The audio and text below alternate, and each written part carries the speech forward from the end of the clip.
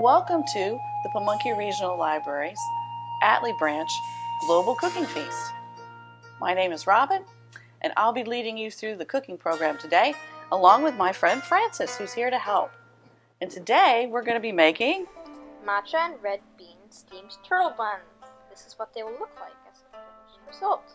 We are headed to Japan and China and their traditions of folklore about turtles. Yeah. All right, let's get started with the cooking process. If you've watched any of the Global Feast programs before this, you know the first thing we have to do is get the recipe list. So go to your recipe and look at the ingredients. Now don't worry about writing it down right now. The ingredients will be listed underneath the video for you to follow along later. So Francis is going to go over the ingredients with us. So you want to look through your cabinets and make sure you have them, and if not, you may have to head to the store and grab some. Take it away, Francis. Okay, so the first thing that we're going to need is black sesame seeds. Now they can be organic or not, it just depends on how you feel about it. Next, we're going to need some baking powder, simple enough. Then, we're going to have some salt. Now, you don't have to have kosher salt, but a lot of recipes do want it, so it's just better to have it on hand, and it still works either way. Next, we're going to have some cornstarch, and then some yeast, and then we're going to want to have some granulated sugar. It doesn't have to be pure cane, it just has to be granulated. Then, we're going to want to have some icing sugar. This says powdered, but it works the same way. Then, we have some adzuki beans, and then we're going to have some matcha green tea mix. Then, after that, we have the canola oil, and then we have all-purpose flour and bread flour. Now, it says bread flour, and I know that the recipe does need pastry flour, but like some of the other ingredients, it works the same way. And then finally, we have white vinegar. And the recipe was kind of vague about this, it just had vinegar, but we thought that we would use white vinegar because other vinegars tend to flavor your recipe in the way that you might not want. So we just went plain and simple with white vinegar. Okay, let's get started with our journey to making some cute little turtles. Now, most of the ingredients that you see here are regular baking ingredients, but one of the specialties are the adzuki beans. And Francis is going to take care of opening those and measuring them out for us as we travel on our journey to cute little turtles that remind us of the folklore stories of Japan and China. Okay, so what we're going to do is first, obviously, you have to open the bag. We're going to take out the adzuki beans and measure them in a 1-cup measure.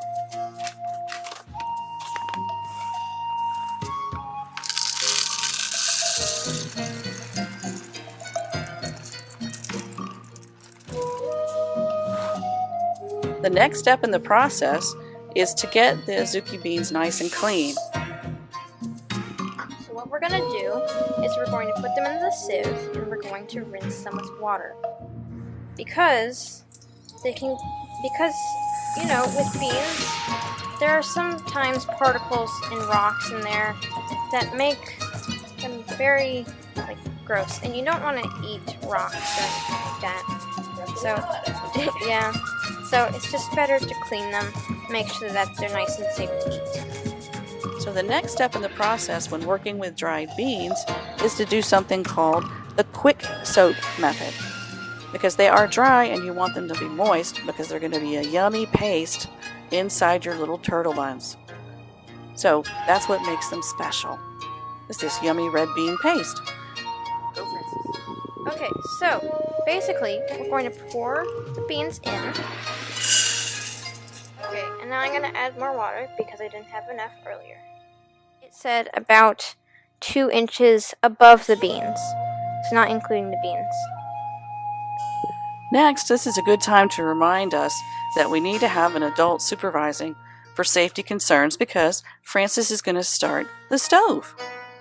Okay, so now, so that this pot can come to a boil and get our beans ready for our paste, we're going to cover it with a lid and let it come to a boil.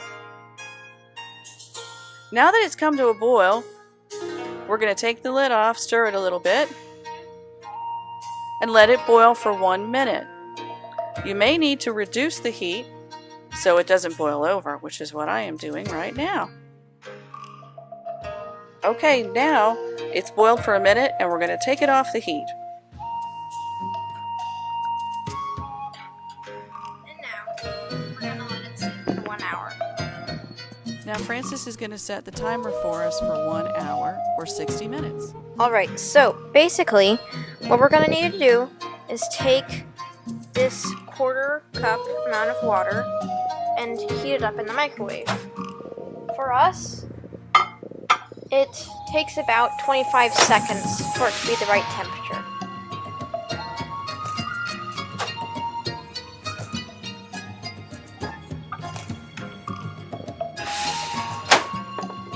Alright, now we just need to check and see what temperature it is, and we're going to try to see if it's 110 degrees. Now it's a bit foggy, but it's around that area. So the next step in the process is to add yeast and sugar.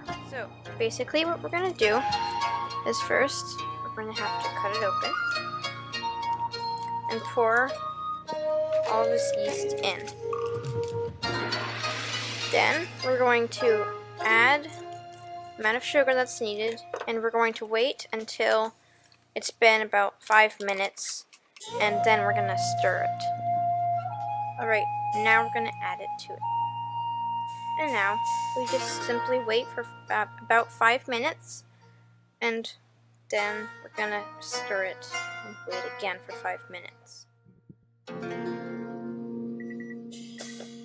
Alright, now it is time to stir.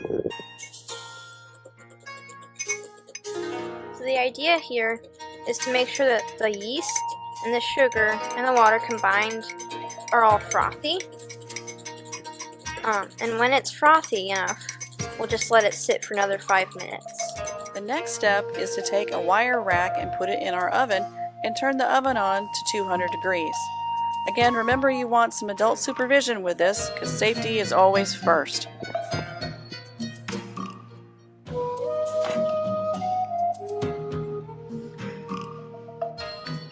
The next step in the process is to get yourself a big bowl and start to include your ingredients together. So we're going to mix together or whisk together our pastry flour, our all-purpose flour, our cornstarch, icing sugar, and salt until they are combined. And Francis is helping us out with that. Good job, Francis.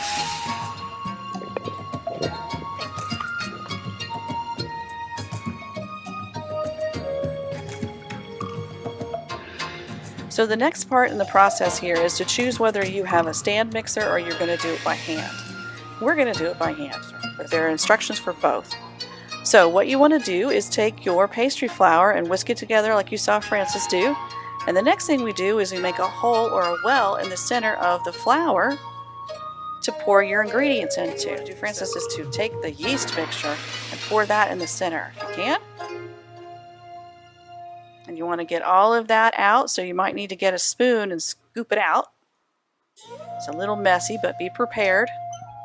Now you want to put in your warm water, which we have microwaved and measured the temperature. Next you want to put in your vegetable oil and just a splash of your vinegar.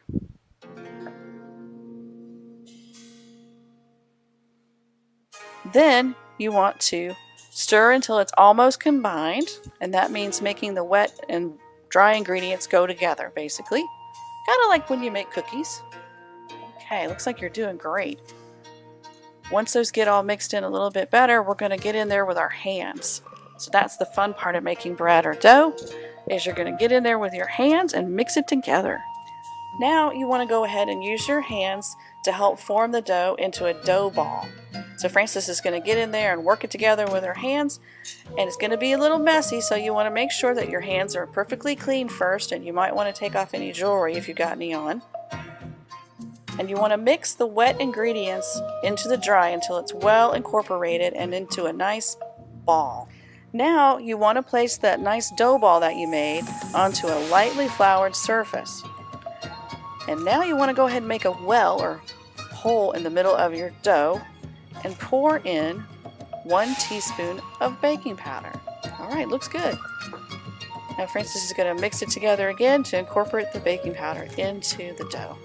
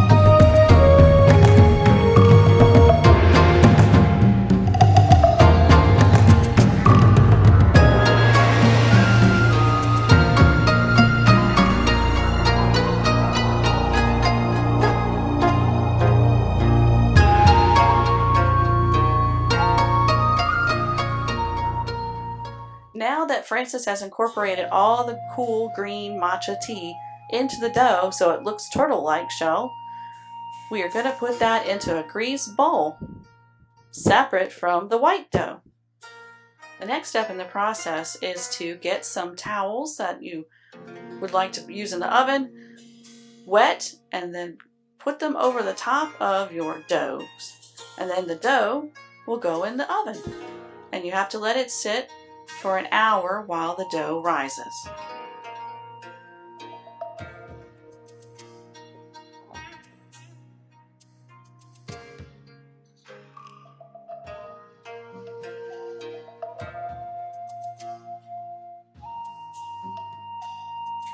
Back to the azuki beans. After they've rested for 1 hour, you want to put them back on the stovetop and bring them to a boil. Once boiling, turn them off the heat and drain the water from the azuki beans using a sieve or colander. That's going to take away any kind of impurities or rocks that might be in the beans. Then rinse the beans under running water for the next few minutes and place them back in the pot.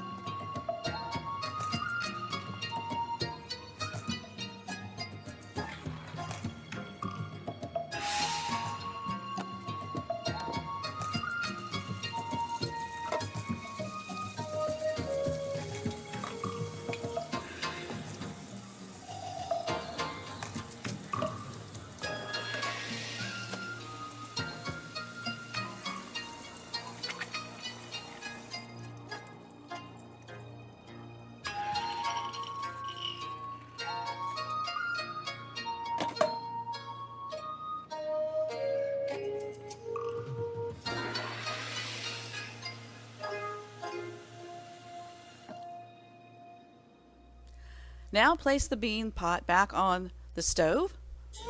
Cover the beans with water and salt like we said. Cover it with a lid and bring it to a boil. Once the beans are boiling, you want to turn them down to medium-low simmer and cook uncovered at that point, stirring occasionally.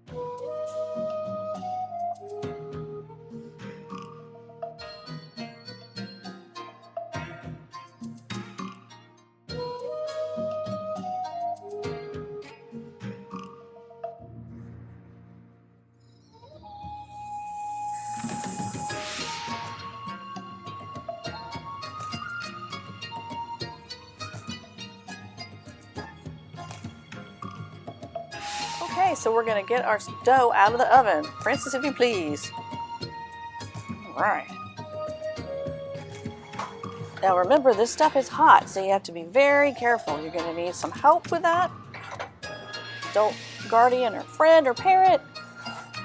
And gently put it up top. Close the oven back up and make sure the oven is off.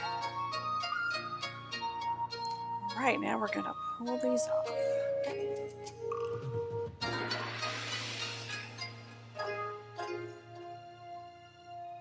They look beautiful. Now we just have to wait for them to cool down before Francis and I can touch them and make them into cute little turtles. The next step in the process is to get to our dough finally. And the dough has risen for us. As you can see, it's much more poofy than it was before after putting it in the oven.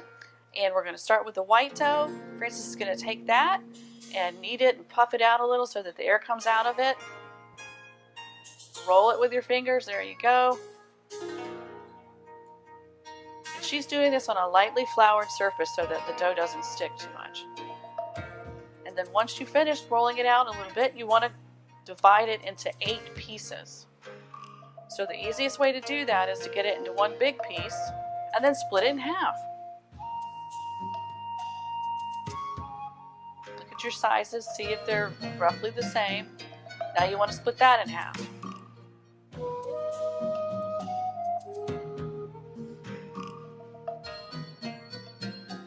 Then you want to split it again, right? You're looking for 8 pieces. And when you finish your 8 pieces, you're going to put them on the other surface that's floured and ready to go. And we're going to get back to them in just a minute.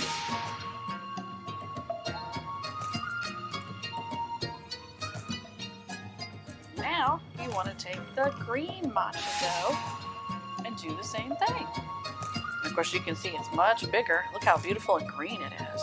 Isn't that pretty? So you want to knead it with your hands some so that you can actually do your knuckles. Remember how? Yeah, there you go. Get the air out of it. And then once you feel like it's nice and squishy enough, you want to divide it as well into 8 pieces. So the best thing to do is get it in one big ball and then go ahead and divide it in half.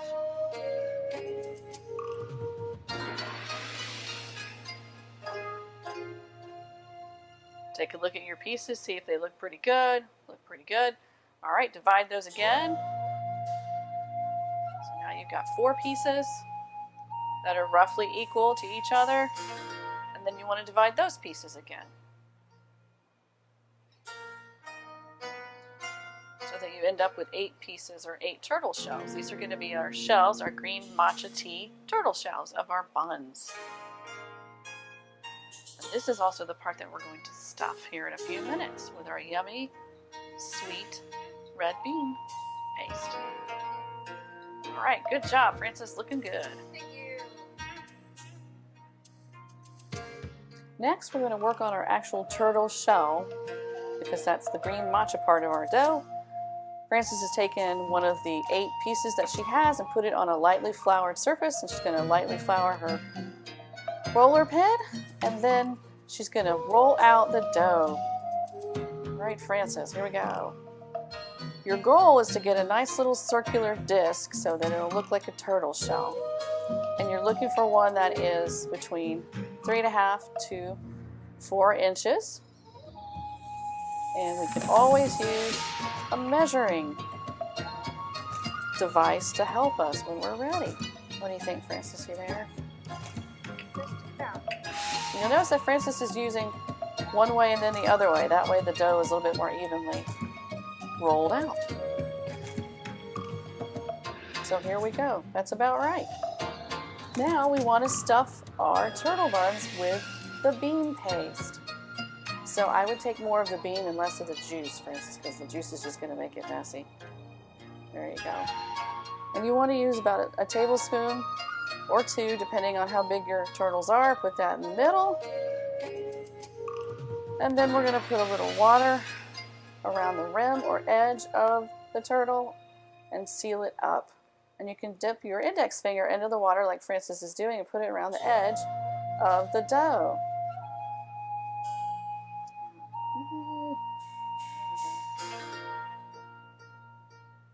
And that's going to help us seal our dough. So you want to go ahead and, perfect, looks great. Now you want to seal it in half. So roll it over in half. Now you want to pinch the other edges. So take it up in your hand and actually literally pinch it to where it seals it, where you got it wet. Fold it over if you need to. Yeah. Looking good. Pinch it, clench it shut. You don't want the bean paste to pop out on you. And then you fold it over again and pinch it the other way. And then we're going to do our best to make it look like a turtle by rolling it into a ball.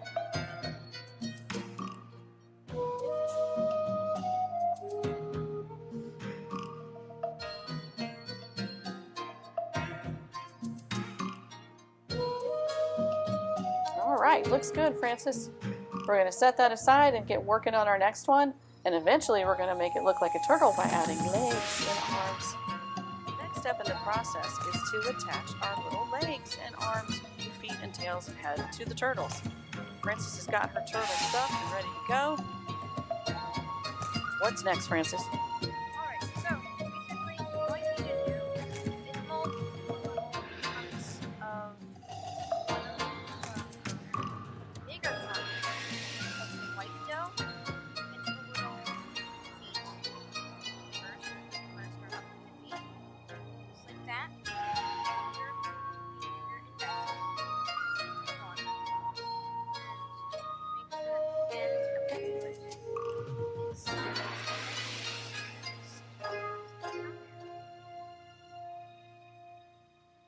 then you're going to do the same for all the other ones. So you want a head and 4 feet. And if you've got enough dough left over, a cute little tail. Because our theme this summer for reading is Tails and Tales.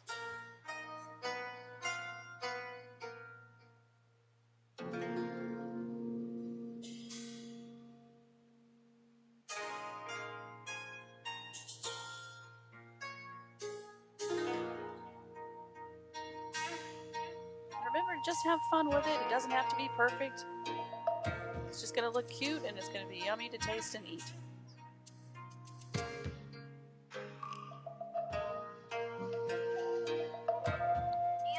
sometimes if the dough is too hard, if it's been out in the air and it's gotten a little bit hard, use some of the water to help just stretch it out so that it's more malleable.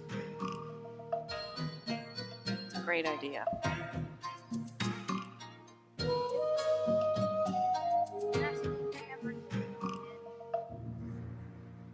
And we're going to try and decorate the head with eyes.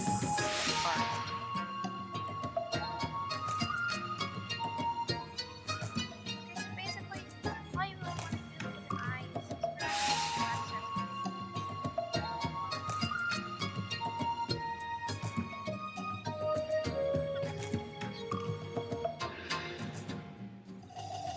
Yeah, that looks good. You want to rotate them around a little bit so we can show them to the camera?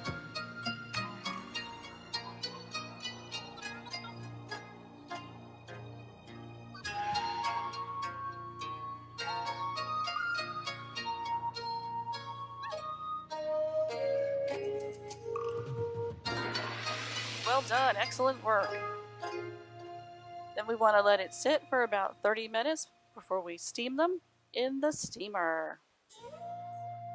So this is what our turtle looks like when we finish putting it together and assembling it. Next, Francis is going to show you. Okay, so basically all you need to do is maybe grab a spatula or something, but gently lift your turtle out of the little, off of the cutting board that you were using, and just gently put into the steamer. For this, for us, we were only able to put in 2 at a time, but it may vary for you guys. But just wait about 10 minutes, and then transition these guys that are in here out, and then put some new ones in. Alright, so it's been about 10 minutes, and we've also had to wait 2 minutes to let them cool off a bit. But now Robin is going to open the lid and see what they look like. They look very, very nice. And she's using tongs because it's just an easier way to be able to get them out other than a spatula. Alright, so this was our final result. It looks very good. It was really long and tedious to make though, but I hope that it turns out really well and that you guys find it tasty as well. All right, we're going to sample this little piece here. You grab something, I'll grab a piece. Yeah. Here we go. Yeah, its head fell off and its leg fell off, but It's good. Very tasty. I can vouch it doesn't taste like a head. So, Thanks for coming and joining us on this adventure in Global Cooking Feast time. thank you. Bye. That was great.